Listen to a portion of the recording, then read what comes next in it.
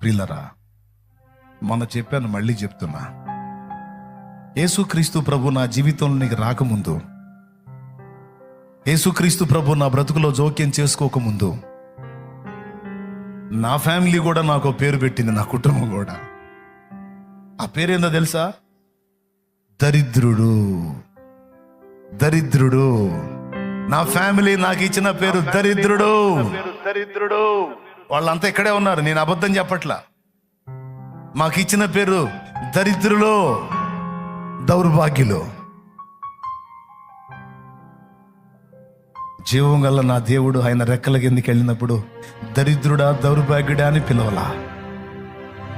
ఏమని పిలిచాడో తెలుసా? రే, సమాధానమే లేని బ్రతుకు బ్రతుకుతున్నవాడా, సమాధానమే లేని జీవితం జీవిస్తున్నవాడా, ఇదిగో నేను నీకు క్రొత్త పేరు ఇస్తున్నా. నా పేరుకి ఏంటది అర్థం తెలుసా? సమాధానమునకు రాజు. షాలేము రాజు.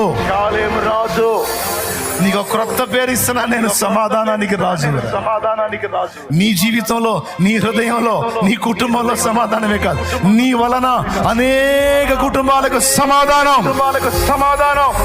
అనేక కుటుంబాలకి సమాధానం. నేను ఇస్తా.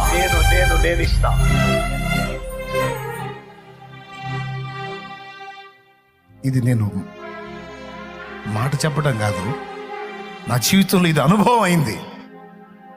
ఈరోజు మీకు చెప్తున్నాను, మీ పరిస్థితులు శాపగ్రస్తంగా ఉన్నాయా? మీ పరిస్థితులు అతలాకుతలమైపోయి ఉన్నాయా? మోడు బారిపోయి ఉన్నాయా? మారా అనుభవాల్లో ఉన్నాయా?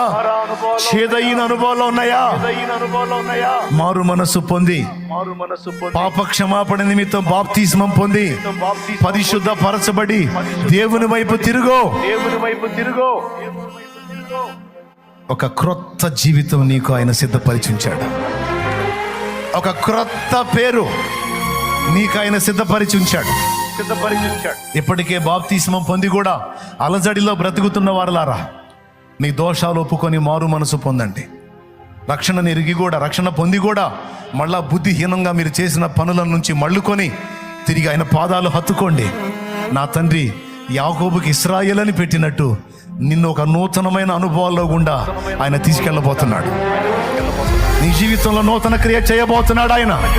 మారు మనసు పొందు, జీవితాన్ని దిద్దుకో, పరివర్తన చెందు, పశ్చాత్తాపమునందు మార్పు చెందు.